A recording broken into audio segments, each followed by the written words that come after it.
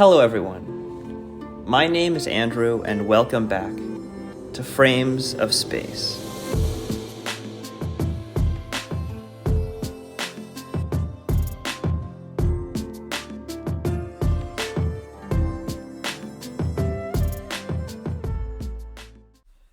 My guest for today's episode is Tibor Rutar.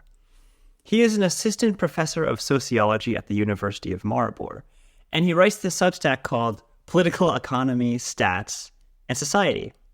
And his biography makes this conversation immediately more interesting. He used to be a serious Marxist. He defended Marxism as a research program, and he was drawn to it for reasons that might sound familiar to some people, which is that in the aftermath of the Great Recession, there was an appeal of big structural explanations that gave the sense that Marxism could diagnose what was wrong with capitalism and propose something better. And then over time, he started to change his mind. Partly because of economic theory, but mostly because of the empirical data, the kinds of quantitative studies and long-run historical numbers that force you to ask whether the world actually looks the way your ideological framework predicts that it should. So this conversation becomes a kind of tour through some of the biggest claims that people make about capitalism today. For example, is inequality inherently bad? And has inequality been getting worse? Have the rich been getting richer and the poor getting poorer? Is that what the statistics show? Has globalization wrecked the wages of working class Americans? And is neoliberalism responsible for all of the democratic backsliding that we see around the world? Now here's my conversation with Tibor Rutar. Hope you enjoy.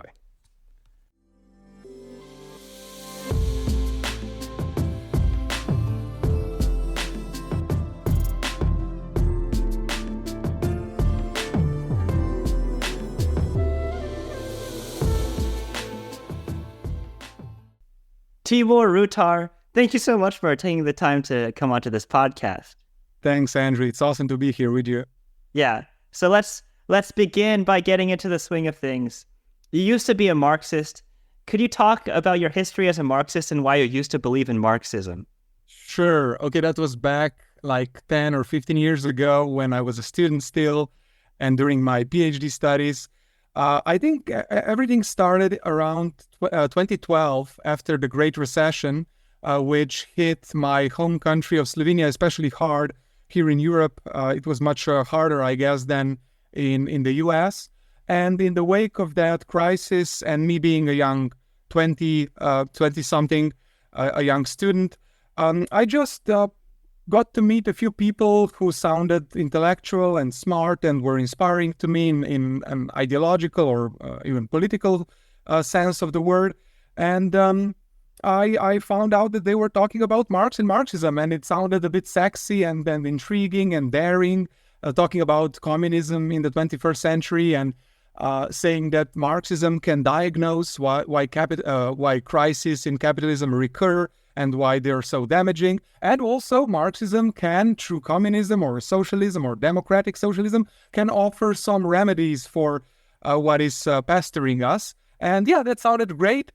There was a faculty sit-in or a faculty like month-long protest, and all of that was very attractive to me. And when I got to reading Marx and then the first volume of Capital and some contemporary Marxist economists, it all sounded quite convincing and again a bit sexy to me.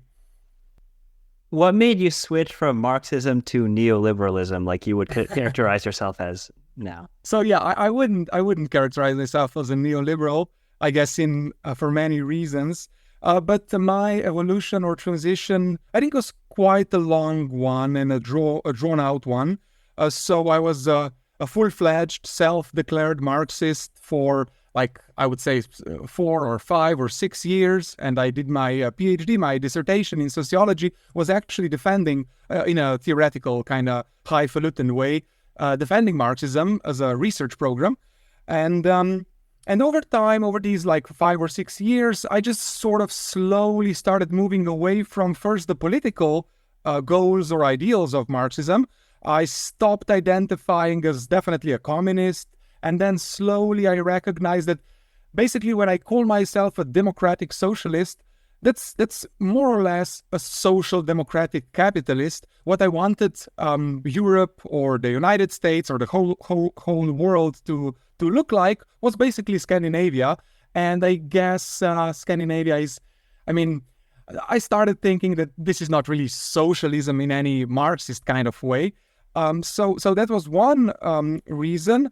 Another reason was that I started getting more into the quantitative side of things and reading like quantitative papers and statistical studies and getting familiar with data on extreme poverty throughout history, stuff like that, and inequality figures and so on. And all of that also made me think that maybe Marxism doesn't have the diagnosis of the modern world quite right.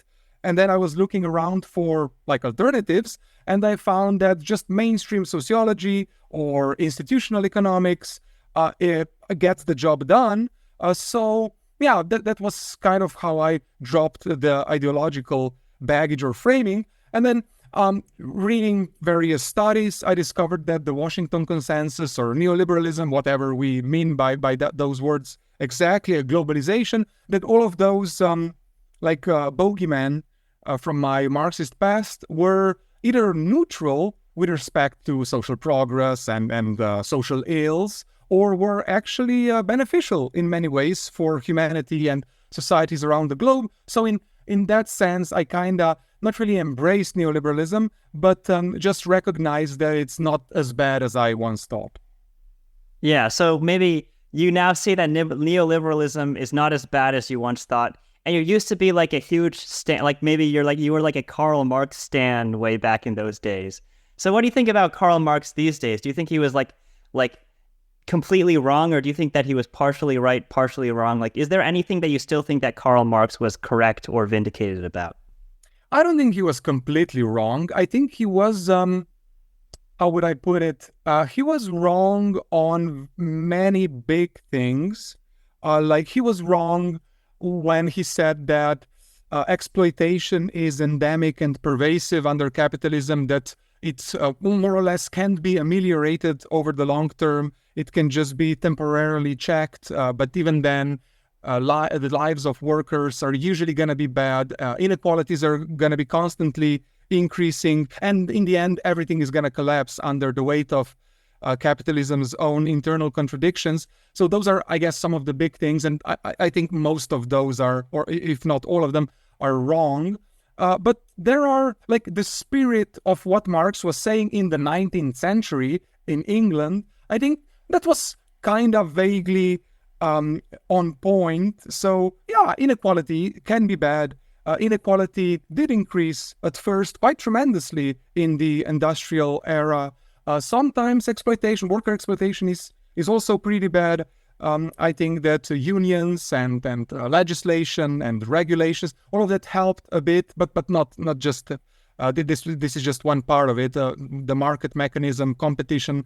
These are things that Marx overlooked. All of that also helped with the exploitation. So yeah, in some senses, I think he was pointing in the right direction. But now in the 20th or the 21st century, I would definitely say he was more wrong than correct. Yeah, so maybe like you're a lot more partial to neoliberalism than you were in the past, even if you wouldn't describe yourself as a neoliberal. Would you describe yourself as a capitalist? Is that a more accurate term?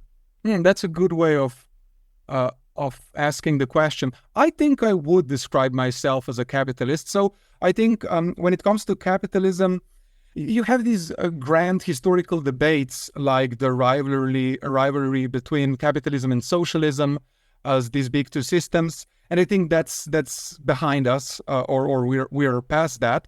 So right now, I think that debate should be about different varieties of capitalism. So within capitalism, I think that probably has to be accepted as a common framework.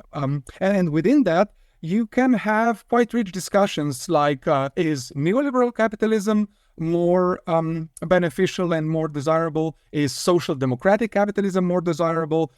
What about some like third alternative? Yeah. explain to the audience, what is the difference between neoliberal capitalism and social democratic capitalism? Right. Yeah, that's a good question. So capitalism in general, before we get to neoliberalism and social democracy, capitalism in general, I think at a very abstract level is just when you have secure property rights, private property, where you have widespread markets and especially market competition. In feudalism, you had some markets, but you didn't have much market competition because of due to all of the guilds and monopolies and so on. So within that framework, I think you can, speak about neoliberal capitalism, which is sort of like capitalism on steroids. So it's that particular type of capitalism, which is highly deregulated, which has a high degree of freedom of international trade, and which scores quite low on the size of government dimension. So there's not much involvement of the state in the economic affairs, not much state ownership of productive assets. The state doesn't regulate labor and capital markets too heavily, or not at all, basically. And you don't have these onerous tariffs and non-tariff barriers to trade, and you let globalization loose. So that would be neoliberalism. Now, social democracy or social democratic capitalism, what they had in Scandinavia, that would be like the basic capitalist framework, but with middling regulation, especially when it comes to labor regulation, maybe not business regulation, that can be modest in social democratic capitalism, but labor regulation, like mandated costs of dismissal, collective bargaining, stuff like that, minimum wages, that tends to be a bit higher or quite a bit higher in social democracy, and the size of government component. So in social democratic capitalism, the state doesn't own all productive assets, but it does own quite a bit of them, and it does set some of the investment decisions, government consumption as a percentage of the GDP, of the total economic pie. That tends to be fairly high in comparison to neoliberalism, where it's at a minimal level. So those would be sort of some of the differences.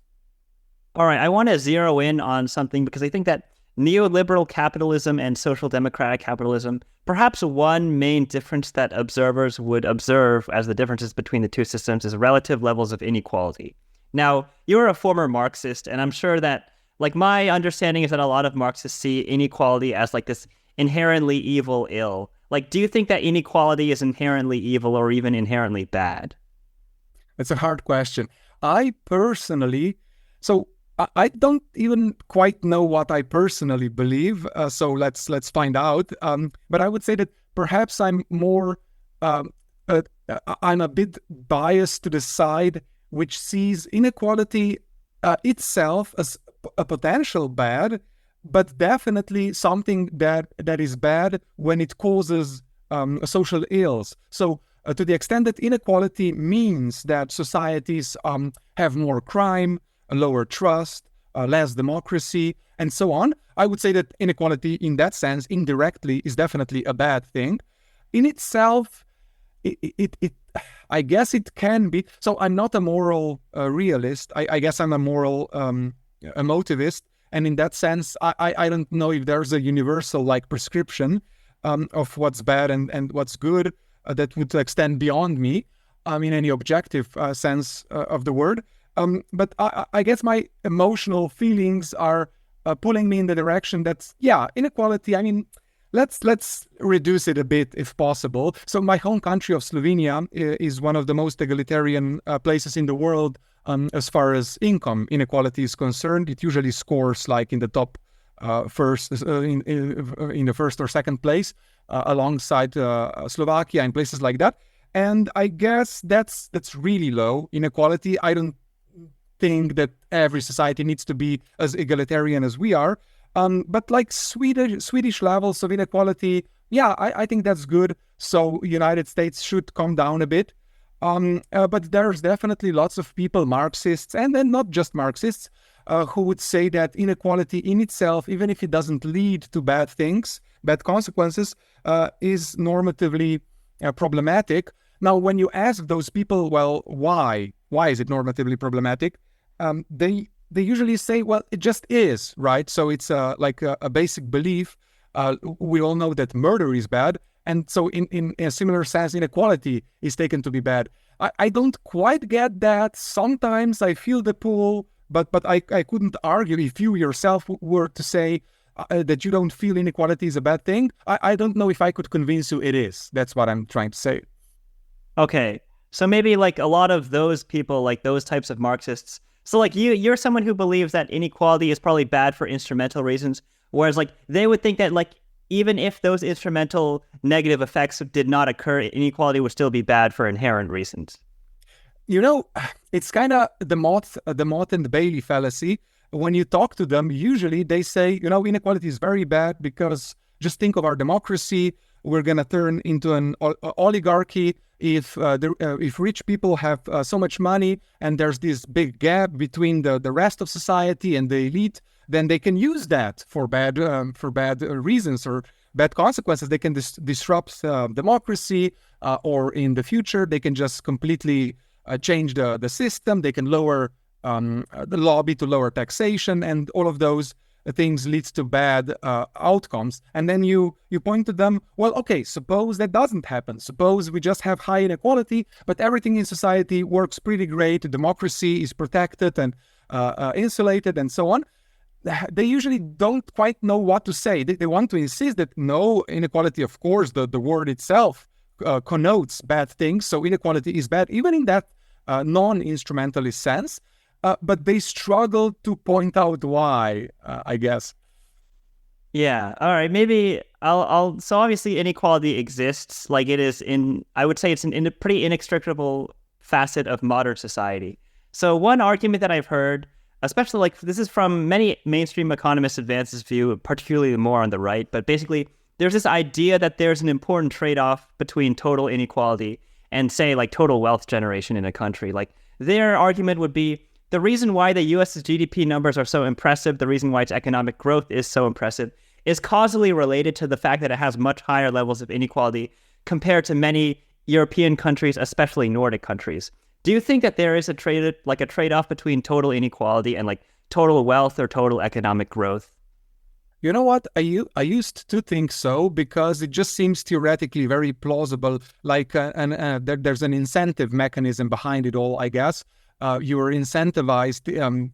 If you live in a society with large inequality, you're incentivized to amass riches and wealth to live a good life or whatever. Because that's simply allowed in such a society. I guess that sounds intuitively plausible to me. However, I did check for one paper I was writing a few years ago. I did go through the existing literature, through meta-analysis and so on. And I guess the mixed picture that emerges is as follows. First, the various, we have three big meta-analyses on this topic. And the headline result is there's actually either no connection, no correlation, and adjusting for causality, no causality between inequality, that's usually income inequality. With wealth inequality, we have fewer studies, but there is either no effect or usually a negative effect. The more inequality you have over time, longitudinally or cross-sectionally between societies, when you look at those comparisons, the more inequality you have, the less you grow. Your economic dynamism is actually stifled. However, what there is evidence of is a non-linear effect.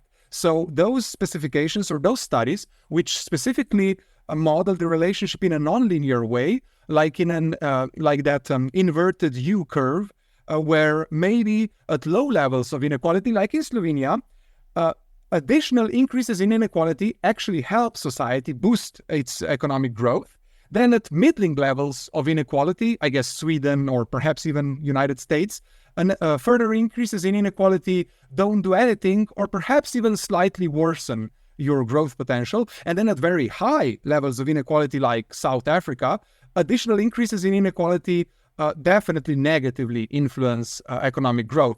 So in those studies, the exact threshold is sometimes in the low 20s. The Gini coefficient usually goes between from 0 to 100, with 100 being the maximum possible inequality. Slovenia is in the low 20s.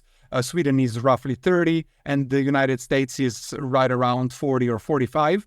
And then South Africa would be 60, for example. So the threshold for the positive effect is usually that you reach it in the low 20s or up to high 20s, so right about 30. And after that, further inequality just diminishes your growth potential or doesn't influence it in any way. So that's kind of the picture. So, like, are you saying that the U.S., its economy is already doing very well, but its economy would do even better if they reduce their inequality such that the Gini coefficient ended up somewhere in the 20s?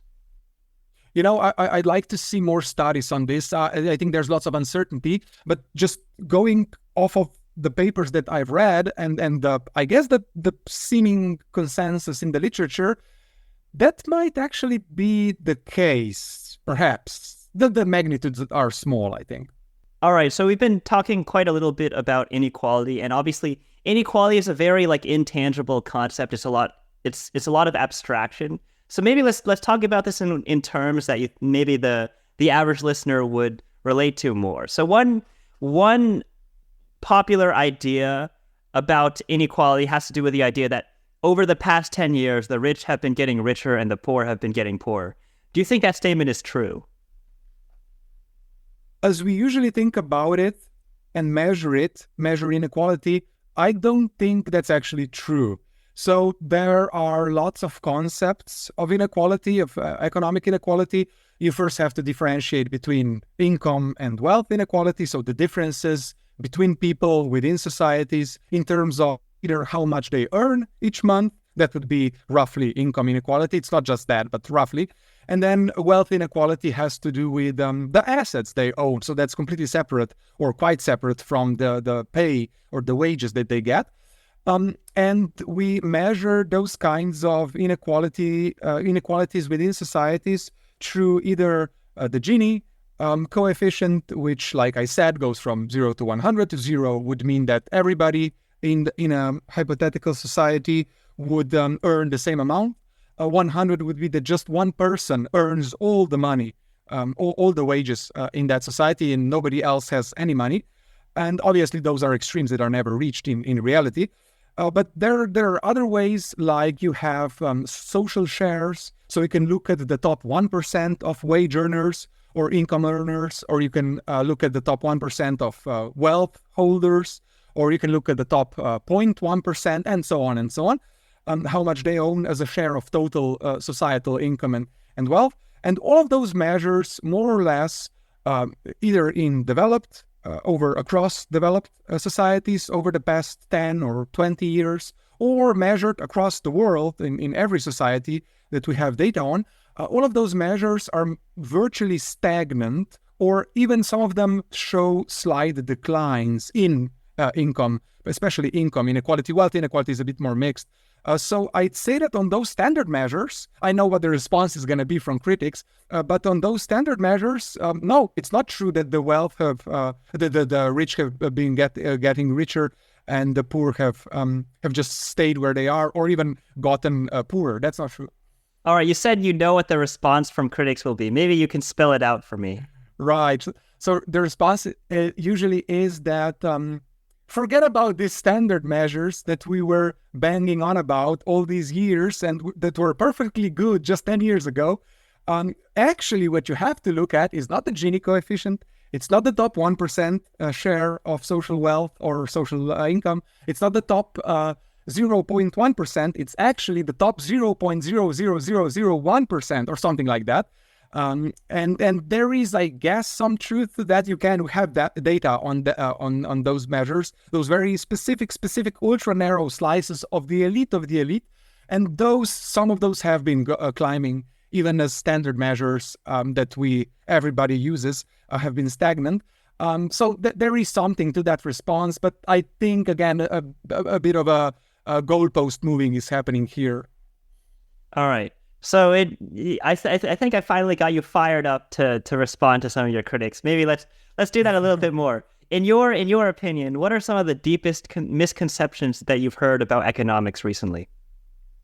One general, perennial misconception would be that economics is basically not a science. It's not even a social science.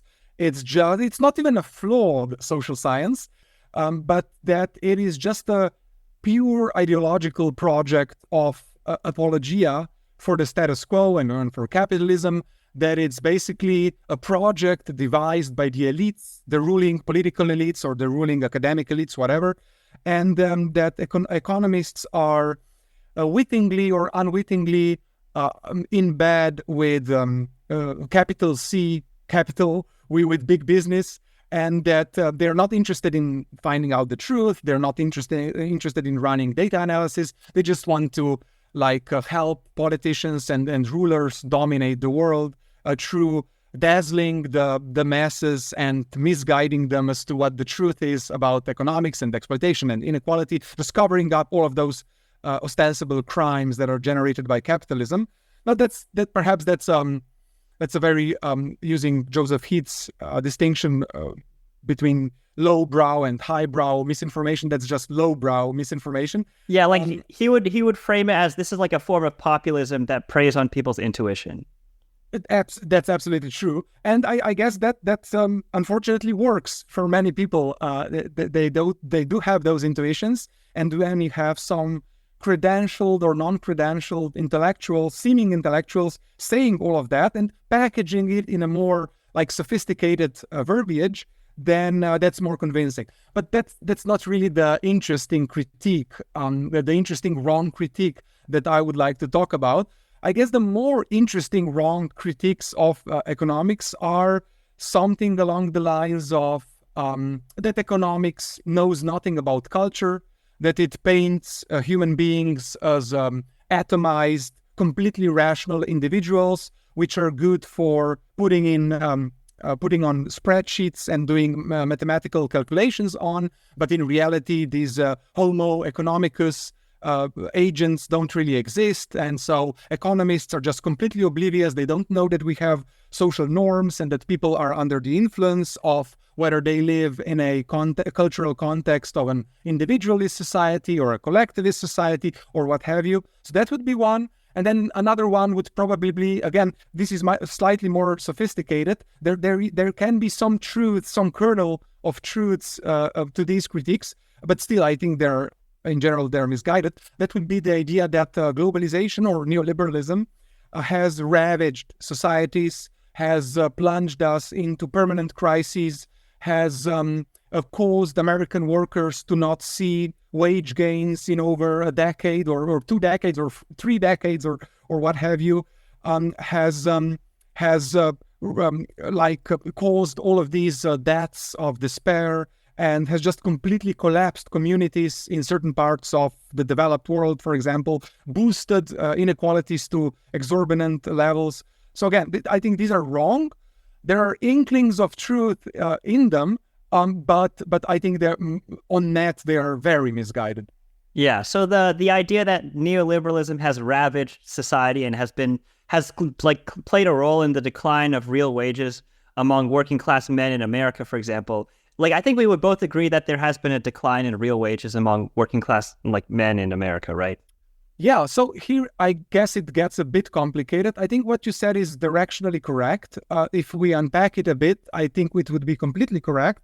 But overall, the implication that these critics give, and sometimes they're explicit about this, they say, I've documented some of this on my Substack. So they would some of them, I'll get back to your claim in a sec, but some of them would say the median income or the median wage, just talking about Americans in general, has been stagnant for the past 3 decades. And that's just literally not true. However, whichever deflator you use, however you look at it, and these are not average incomes. I'm specifically talking about median incomes and median wages. They have not been flat. However, you are right that if I remember this correctly from my lectures, I have these lectures on economic inequality for my students, and I bring up these facts. For specifically American men and American working class men, what are working class men? Let's be specific. American men without a college degree yes, it's true that over the last 4 decades, I don't think there's been a decline in real, perhaps in real wages, but real incomes. So when you include wages and benefits and social contributions and so on, it's been stagnant, which is terrible, I think. But even there, talking about the collapse of the working class male wage in the US, even that I think is overstated, actually. All right, but maybe the current, do you think there's a kernel of truth to the idea that neoliberalism and free trade are causally related to the decline in real wages among working class men in America? Do you think there's some truth to that statement? There is, yeah. So we have, and even this is being abused by some of the economics populists like Orr and Cass in recent times. You have this big literature. I mean, economists, first of all, they're misusing it in the sense that they are constantly claiming that economists are blind to these facts, that they're even engaged in a cover-up. Nobody's talking about this. No. The economists are the ones who discovered the so-called China shock. You have this big literature. David Otter is one of the preeminent American economists, world economists today. What were they saying? Yeah, so for the past 15 years, this China shock literature and related literature describes or diagnoses how Chinese accession to the WTO in the early 2000s, which is a proxy for globalization, for the exposure of the US to cheap Chinese imports and so on, that all of these globalizing neoliberal processes have disrupted communities, have contributed in various ways to either declines in wages or to certain health problems, to suicides and so on. However, what they say, so first of all, economists have been saying this, they are the ones who discovered this. Not only they're not hiding it, they've discovered it. But what is hidden, I guess, in this literature is that globalization and neoliberalism are just a part of it. So in general, technological improvements, technical change in general, which is partly related to globalization, but not all of it, has contributed to the decline of manufacturing and manufacturing wages and manufacturing jobs and so on. And a part of that, if we quantified it, I guess 20 or 30 or sometimes 40%, not even the majority, but a part of it is directly related to globalization and all of these things. However, that's just a part of it.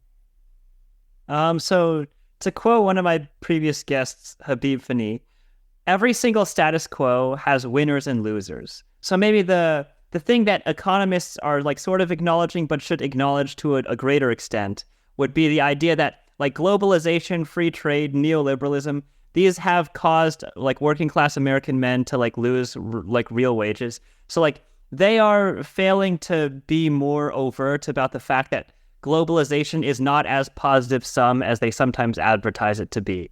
Would you concede that statement? I would concede that statement in the context of some economists. Perhaps somebody would say the loudest. I'm not that sure, but yeah, some economists, and definitely in non-peer-reviewed venues like not journals, but newspapers, which can be even worse, because those reach many more people. So yeah, in some context, I think the emphasis, today the emphasis definitely is there, but in the past, 20 years ago, the emphasis was not strong enough, perhaps, yeah. However, if you look at the peer-reviewed literature, even in the 90s and the 2000s, there were not only strong voices on the part of economists in saying all of that in very detailed fashion, saying that on net, it's a big improvement for most Americans. However, for some Americans, it's even a net loss, and so on, and quantifying it and describing it this way and characterizing it that way. That's what the literature said. But okay, sure, some, especially pundits and some economists in popular press, at the peak of globalization, I guess those 15, 20 years ago, those were not allowed enough. Yeah. All right. So we've talked a lot about populist critiques of mainstream economics and globalization and so on and so forth. Do you think that the rise of neoliberalism, the rise of globalism, the rise of capitalism, insert more economic buzzwords here. Do you think that that has led to a massive increase in the degree to which workers are exploited throughout the world? I would want to intuitively say yes, especially a few years ago, but perhaps even now I feel this intuitive pull. However, I don't think that's quite right. There might be something to that. Let's find out. So, in general, the studies that I see are quite unequivocal or univocal that over the past 20 or 30 years, which is the period we have measurements for, we can detect, quote-unquote, worker exploitation, let's say in the American case, where we have the most data, in the sense that there is a gap, a quantitative gap between the, in technical jargon, marginal product of labor, what the workers contribute in value terms to the firm through their work, and what they get back in return in wages. So that should, I guess, if there's no exploitation, that should be there should be an equal sign between those two sides of the equation. Workers give something to the firm, and the firm should give that back to workers at the end of the month or what have you, in the form of a wage. And there's a like 15, 20, 25% gap there that isn't in economics textbooks. Wait, what is the gap? What does the gap mean conceptually? So yeah, conceptually the gap is workers in a given month perform a certain amount of work which is valued by the firm, because the firm can then use that work embodied in products or what have you, services, and the firm then sells those products and services and gets some money from consumers in the form of profits. The idea would be like the intuitive, even Marxist idea, but also a mainstream neoclassical economics idea would be that what workers give to the firm in value terms, the marginal product of labor, that should be equal to what the firm gives back to the worker in terms of a wage. If it's not equal, then that suggests that discrepancy suggests that perhaps there's some like market power at play here, where firms can engage in generating wage markdowns. They can the wages that firms pay out can be lower than the competitive benchmark than what they should be under perfectly competitive capitalist conditions. And I think that intuitively we could call that exploitation. So the studies I've been reading, they are more or less in agreement that hasn't changed over the past 20 or 30 years. So in one sense, I don't think much has changed. However, in another sense, I guess some of the evidence, though that's disputed, I'm not sure where I land currently, what the consensus is. I know that there's some mixed evidence on rising market power, market concentration, on declining competitiveness of the American labor market, for example. And because if that's true, if market power is going up over the past 3 decades, perhaps in part related to globalization and neoliberalism, though I think it's more related to technical change and the so-called rise of superstar. In this context, the rise of market power would be like how much workers can bargain for higher wages. Is that it?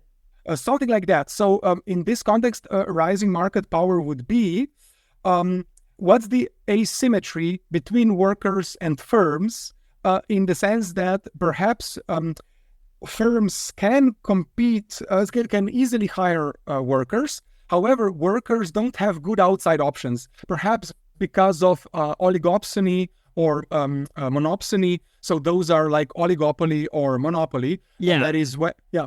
So there was a previous podcast you were on where you gave this one example that I thought was very fascinating. Like, imagine someone is stuck in a pit. Like when I heard that example, I was imagine that you're stuck in like Bane's prison from The Dark Knight Rises.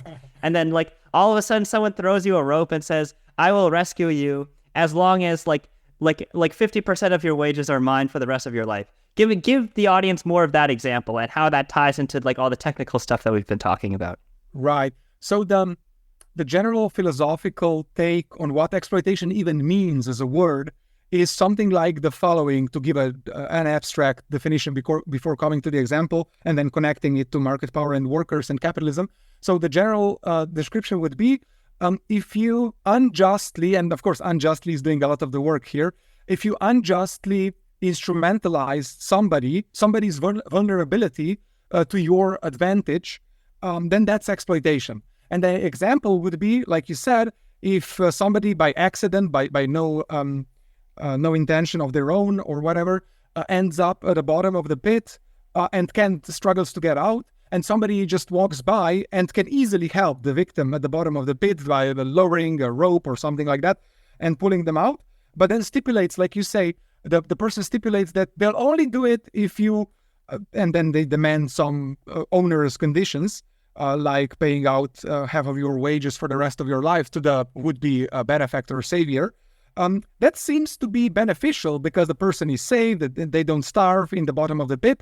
However, so it's beneficial to you and to the person rescued. However, so it's a form of exploitation that is still positive sum, even if one person is being exploited. And that's one of the points that contemporary philosophy makes. So exploitation can definitely be mutually beneficial. And in that sense, when some people criticize Marxists, when some people on the right say, how can you think that any worker is exploited? Don't you see that the wages are rising? That's just a non sequitur, because Marx himself understood quite well that, of course, wages can be rising. Nobody need to be poor. No worker need be poor in capitalism, but that doesn't say anything about exploitation. Exploitation just means that somebody's vulnerabilities are being unjustly instrumentalized for another person's gain. And in the context of workers and capitalism and market power, the idea here would be that when conditions are not perfectly competitive, that is, when workers cannot immediately leave a firm that is underpaying them and get another job that would then have an incentive to bid them up, to bid their wage up, to reach parity or whatever. When workers have bad outside options, which happens in certain concentrated industries where there's few firms, where firms can, for example, create non-compete clauses or non-compete agreements with workers, and that constrains workers' outside options. In that sense, both conceptually and empirically, you can definitely have exploitation. Wages are lower than they should be, that the competitive benchmark, the economics neoliberal competitive benchmark demands.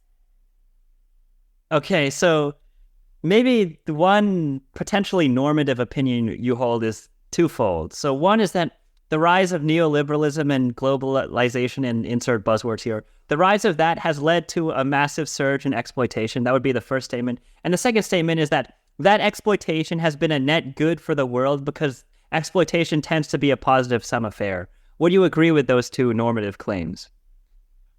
I think I could be made to agree with them. I'm not sure that neoliberalism has engendered all of these explosive exploitation, but I can imagine that if the point about market power stands, I can imagine that. But what you're getting at probably is this repugnant conclusion, which is usually demonstrated with sweatshops, right? So with sweatshops, it seems, when you think through the whole thing, sweatshops seem to be a bad thing, obviously, for reasons we don't have to enumerate. However, sweatshops usually are mutually beneficial. I mean, there are some atrocities going on there, like rapes and physical coercion and so on. That's obviously inexcusable and never beneficial. However, if I'm reading the data correctly, in most sweatshops, workers are not physically coerced to be there. They have three, roughly, very stylistically put, three options. They can remain subsistence peasants in the countryside usually. They can be employed in the local factories, like native factories, or they can be employed by the multinational corporations which run sweatshops in those countries. And we have some evidence that those sweatshops are the least bad of all these three options, and are, at least on the part of many workers, not all of them, but many workers, are voluntarily chosen, which is some indication, if they're not being ideologically duped, which usually they are not, some indication that, not that they prefer it, but again, like I said, that it's the least bad option. So in one sense, we have to say neoliberalism can be both exploitative and beneficial, just like sweatshops can be very unjust, exploitative, and morally repugnant, even though they can be beneficial in certain senses. Yeah, and it's possible that, like, sweatshops, as horrific as they are, the reason why they're the least bad outcome is because people like us live in first world countries where we don't understand just how bad a lot of the living conditions are and the living standards, where sweatshops are still one rung above what they had before. That seems to be true. Yeah. Yeah. So do you think that the economy would benefit from higher rates of exploitation than as they currently exist? So in principle, I guess what we've been laying out indicates that perhaps. However, I see no practical reason in the sense that, like I said, it seems that exploitation actually hasn't gone up, barring the market power point. The discrepancy, the 20% discrepancy that we mentioned before, that seems to be relatively constant. And I can imagine that, or my preference would probably be that that is reduced, and reducing that exploitation would, I think, likely improve workers' well-being, at least in developed societies where we have high level of development and many outside options in principle, and those are just sometimes artificially stifled so that firms can be more extractive and can underpay their workers. But yeah, in general, in some contexts, again, when you mention sweatshops or whatever, in principle, that's possible.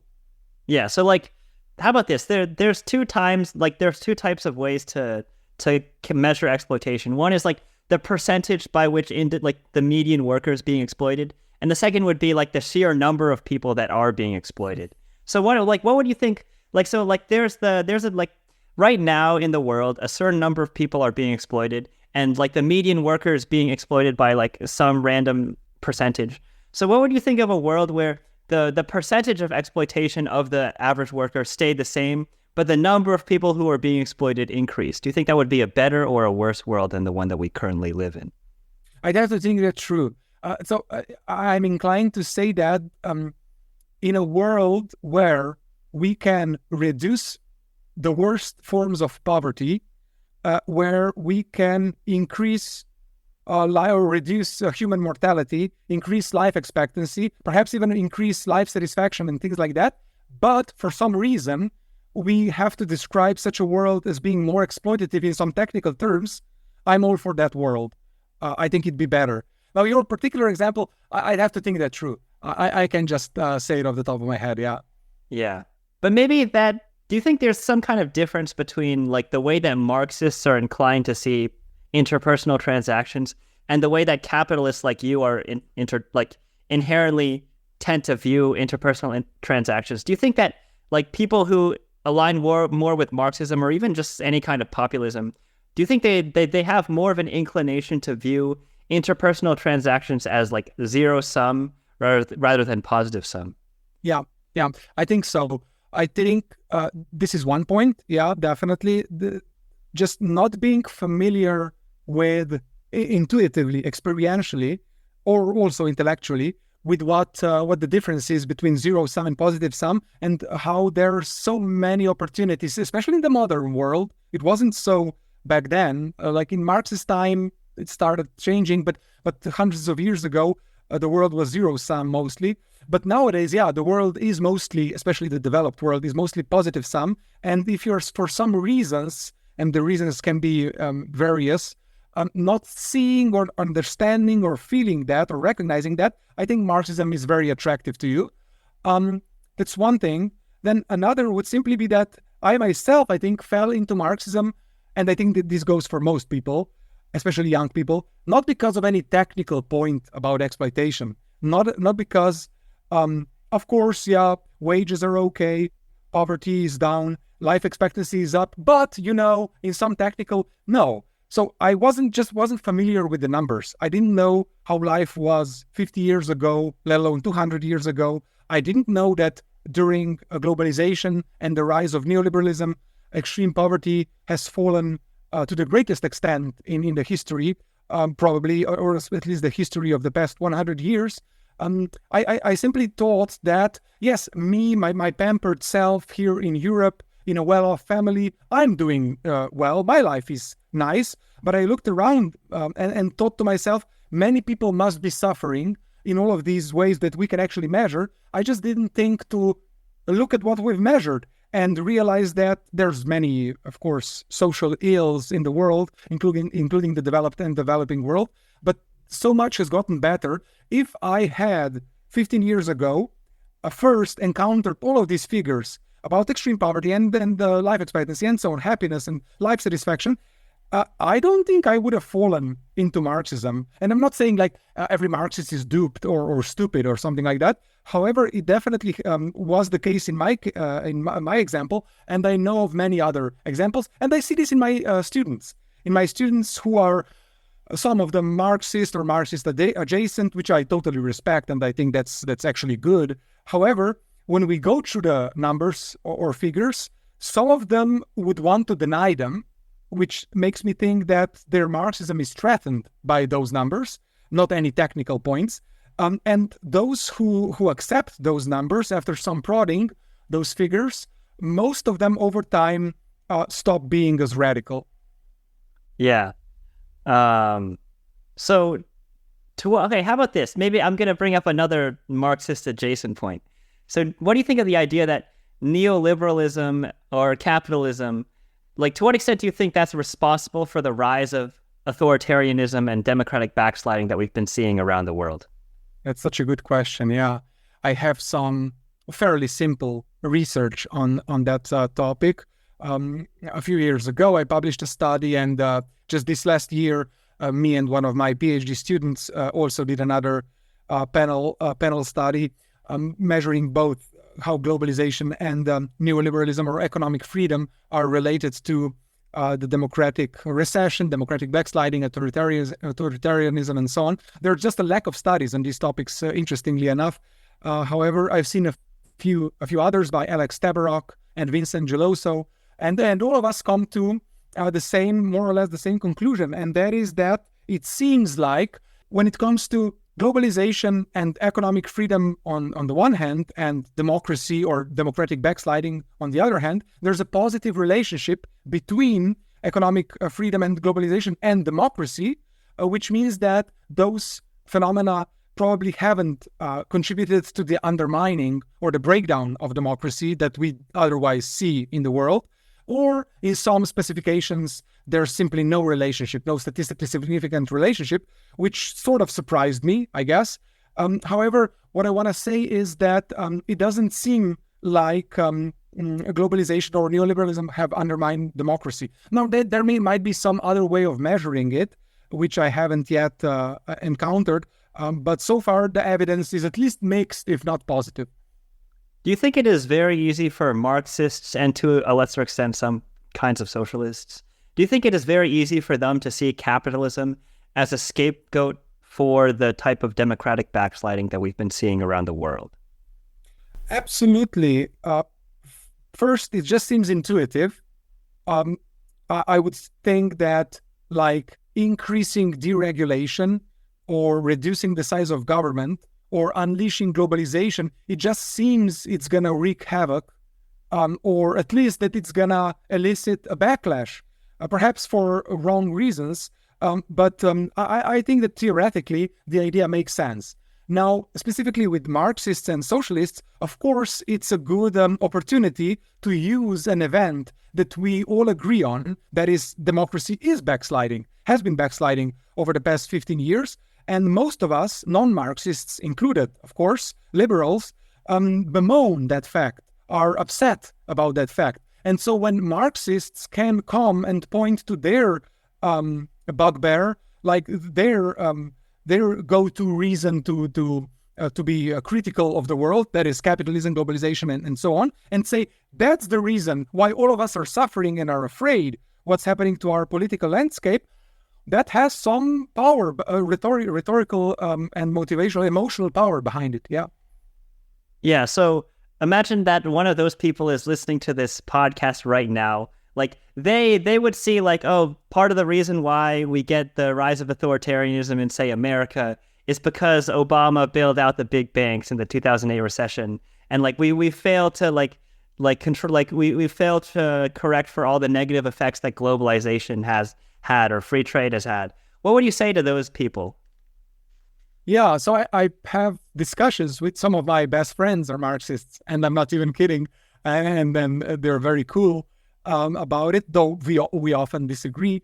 So yeah, I've had those discussions in real life, and I just usually point to the papers, to the regressions, to the studies, And I try to be humble about it. I know what the problem of endogeneity is. They usually don't, but when I tell them about it, they like it.